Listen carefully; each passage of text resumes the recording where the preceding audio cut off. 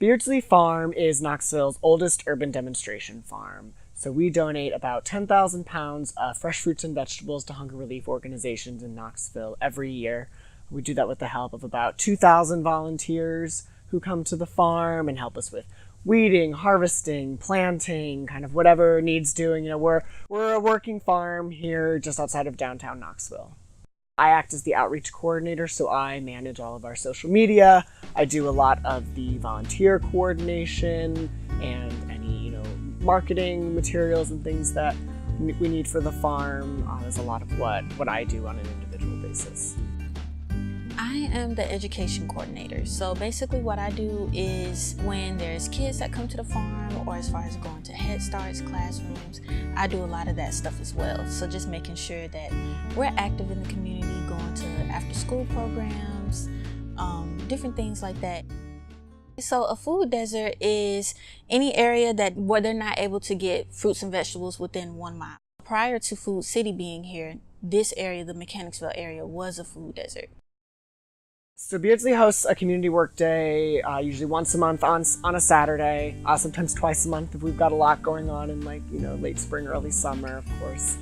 So we do that as a way, of course, one, just for convenience for folks' schedules who can't necessarily come during the week, during workday hours, so then they can still get out to the farm on the weekend. But then it's also nice because it allows groups from UT, Pellissippi, Johnson, workplaces and things to come, and we can have a lot of people on the farm and get big projects done. So when we have a big field in Malcolm Martin Park that's about 1/3 of an acre that every spring we have to lay down irrigation tape and put on landscape fabric. There's only 7 of us that work at the farm full-time, and that is not something that 7 of us can feasibly do. So we love having big groups come for big projects like that.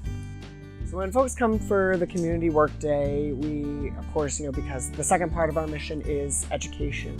And so, of course, we're giving folks tours, telling them about what they do, about what we do, if they haven't been to the farm before. And of course, that's not only just, to tell them, but also so they get a more tangible idea of why they're at the work day. Why are they volunteering their time and giving back?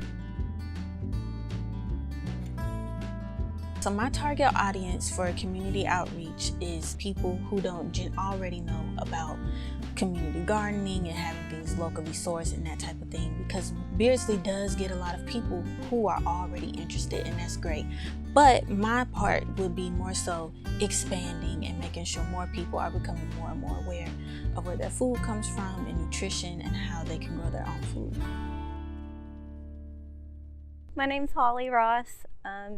I heard about it through my boyfriend. He had to do some community service a few years ago, and Beardsley Farm was on the list, and he picked it, and then he told me about it, and it was right before we had moved away for a couple of years, and then right when I knew we were coming back, this was something I wanted to be involved in, and just a way to donate some of my free time and help others and do some community work. And it was nice to just literally get my hands in the dirt and learn a few things, and kind of find out what all they do here and the other people they're partnered with. Yeah, we got a lot done, and I definitely want to come back and do it again. It was easy. So I'm Ainsley Parker, and I'm here with Knox County Youth Health Board. We were primarily working on watering and gardening around the kale and some other various plants. I really like Beardsley just because of, I guess, what they give to you. I like that it connects with other places in the community, whether it be mobile meals or different women's shelters and things like that. I like that the food is used for a good cause. It gives volunteers a great way to connect with each other through serving, and then also just impacting the people that need food in our community.